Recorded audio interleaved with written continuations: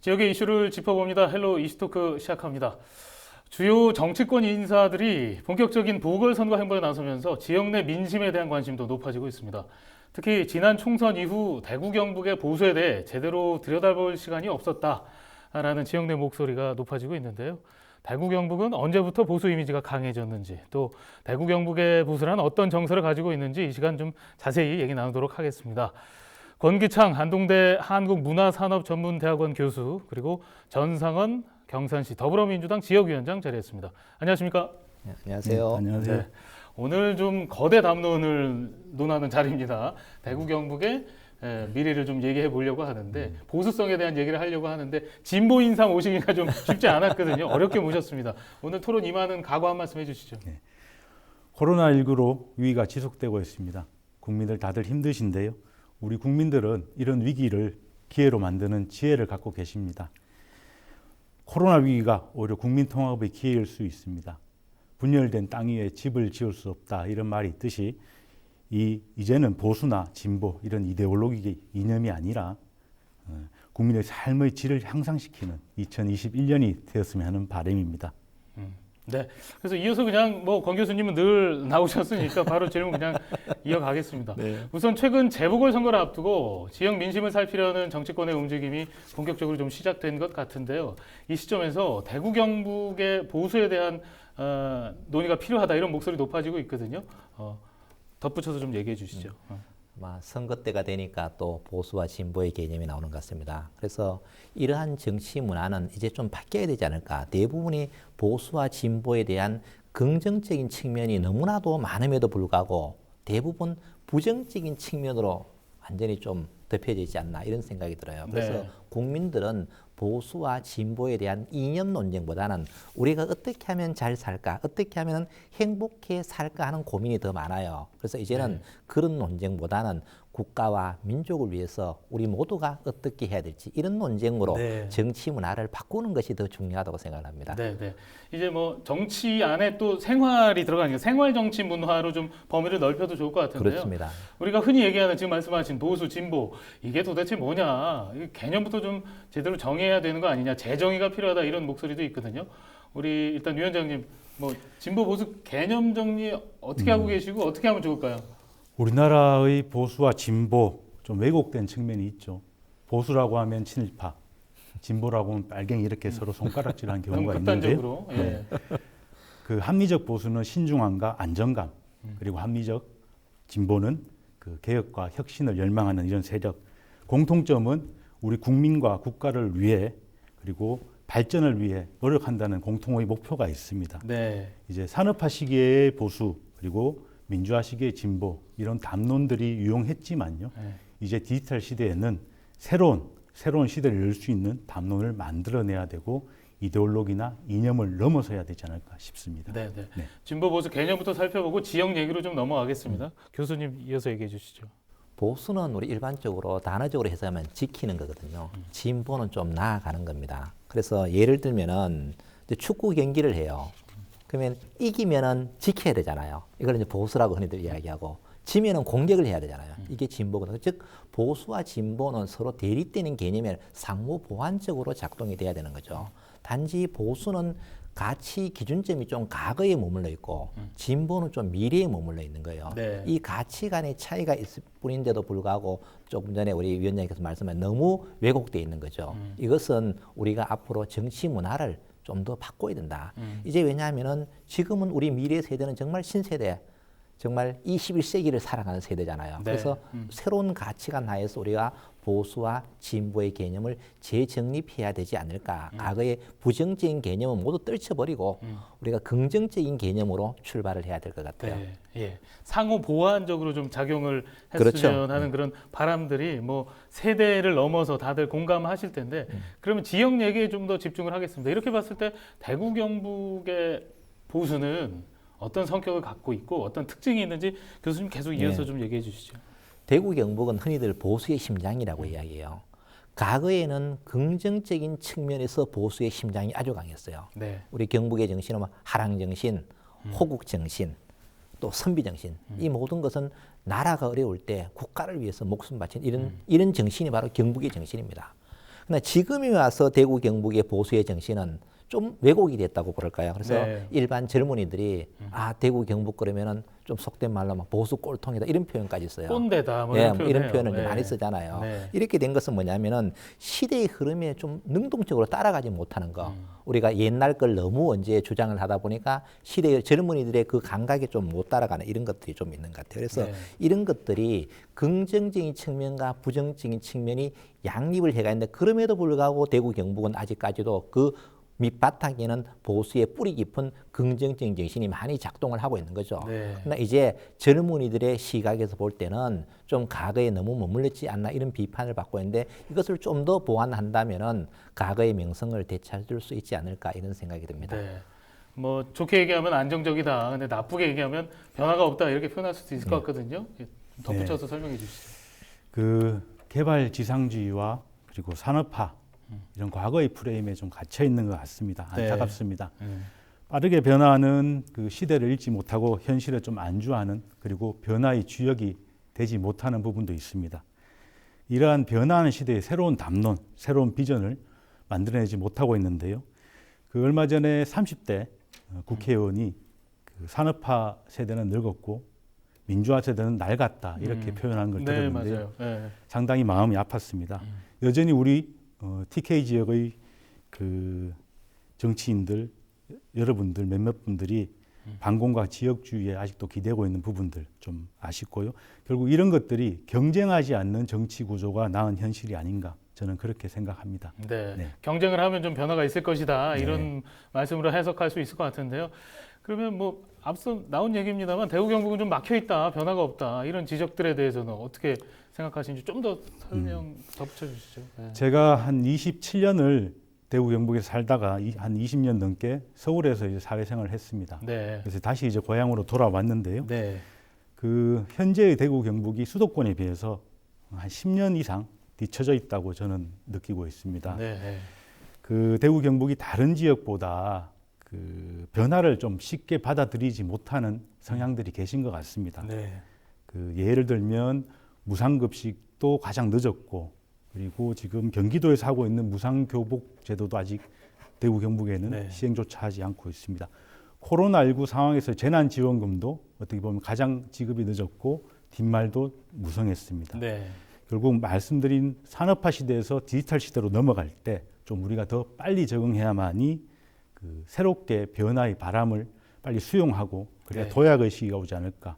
우물 안에 이제 갇혀 있는 대구 경북이 아니라 네. 밖으로 과감히 수용할 수 있는 그런 능력을 조금 더 가졌으면 하는 바람입니다. 네. 네. 제가 이제 질문을 변화가 없다라는 질문을 드렸는데 이제 느리다라고 얘기를 해주셨거든요. 그러면 네. 변화가 있기는 있는데 네. 속도가 좀 안 붙는다고 네, 해도 될 것 같습니다. 보기에 따라 좀 다르겠지만 그렇다면 과거의 대구 경북을 좀 살펴볼 필요가 있을 것 같아요. 해방 이후만 해도 지금 대구 경북이 한국의 모스크바로 불렸다는 얘기가 있거든요. 그만큼 오히려 좀 진보적인 색채가 강한 곳이었다 이렇게 볼 수도 있을 것 같은데요. 이 부분도 지금 위원장님이 설명해 네. 주는 게 맞는 것 같아요. 그 해방 전후에 대구는 그 한국의 모스크바로 그리고 1960년 우리 4월 혁명 때 그 도화선이 된 건 바로 2.28 민주화 운동이 이곳 대구에서 일어났습니다. 네. 이처럼 진보색이 뚜렷했는데요. 그 인혁당 사건을 계기로 이후에 보수적인 도시로 변해간 것 같습니다. 네. 그 특히 또 우리 대구 경북 분들이 유독 동창회나 종친회를 조금 더 이렇게 매달리는 경향도 있고요. 네. 그 끈끈한 친밀성 이런 부분들을 조금 더 개방적인 도시로 바꿔 나갔으면 바람입니다. 네. 사실 그 이전 그 해방 전후 상황을 보면 경북 그것도 유교 문화가 짙은 안동에서 사회주의가 활발했던 역사를 좀 찾아볼 수가 있는데요. 이 부분은 뭐 안동 토백이신 권 교수님이 좀 짚어주시죠. 우리 안동을 가장 보수적이면서도 가장 혁신적인 곳이 안동이라고 이야기해요. 네. 그래서 우리 안동은 혁신 유림의 세력이 아주 강한데요. 과거에 안동을 포함한 유교 문화권에서는 사회주의 운동이 활발하게 진행이 되었습니다. 이것은 뭐냐면은 기존 집권 세력의 부패에 저항하는 정신이거든요. 야, 이래서는 나라가 안 되겠다. 네. 나라를 좀 바꿔야 되겠다. 이런 생각에서 비롯되어서 이것이 결국은 독립운동으로 이어지게 되는 것이죠. 그래서 독립운동을 하신 분들은 모두가 뭡니까? 집권 세력에 대한 저항 세력들이거든요. 네. 그래서 이러한 것들이 우리 안동의 정신인데 또 석주 이상용 선생님께서도 이제 사회주의의 긍정적인 평가를 했어요. 그러나 지금 우리가 생각하는 민주주의와 사회주의 개념과는 조금 달랐다고 봐요. 그래서 네. 집권이 너무 부정부패하니까 이런 것들을 도입해야 되지 않느냐 이런 생각이 들었고요. 또 지금 우리가 보면은 대구 경북의 어떤 그 역대 선거에서도 보면은 진보적인 정당들의 득표율도 상당히 높아요. 네. 당선은 어떤 보수가 많이 됐지만 전체 표를 놓고 보면은 뭐 크게 많이 차이가 나지 않거든요. 그래서 이러한 것들이 대구 경북의 정신에 깔려져 있지 않나 이런 생각이 들고 특히 과거에 보면은 민주화 운동이라든가 또 유신 독재 체제의 여러 가지 운동들 이런 것들이 모두가 대구 경북에서 일어났다는 이야기죠. 그래서 네. 대구 경북은 그야말로 혁신유림, 혁신적인 보수를 지향하는 곳이 아닌가 이런 생각이 듭니다. 네, 혁신적인 보수라는 표현을 써주셨는데 그렇다면 일부 지역에선 사회주의 운동이 활발했고요. 또 대구에서는 민주화 운동이 먼저 전개됐다. 뭐 이런 내용을 살펴보면 그럼 대구 경북은 언제부터 보수가 됐냐, 왜 보수가 됐냐 이런 의문점이 들 수 있거든요. 이 부분도 교수님이 좀 설명해 주시죠. 우리 대구 경북을 이제 과거로 따져보면은 과거에는 일제강점 독립운동을 했고 또 그 다음에는 근대에 와서 또 독재 정부의 한가는 민주화 운동도 했고 네. 또 특히 6.25 전날 때는 국가의 낙동강 전투까지 했는 거죠. 네. 이런 분들이 전부 다 유림의 혁신 세력들이죠. 그러나 어느 순간부터 좀 진보 정권을 잡은 이후로부터 네. 뭔가 조금 왜곡이 되지 않나 이런 생각이 들어요. 왜냐하면은 기존에 어쨌든 대구 경북에서 정치의 중심, 사회의 중심에서 약간 비껴나가 있었는 거죠. 네. 진보 세력이 정권을 잡다가 보니까 이렇게 되다 보니까 조금 왜곡되지 않나.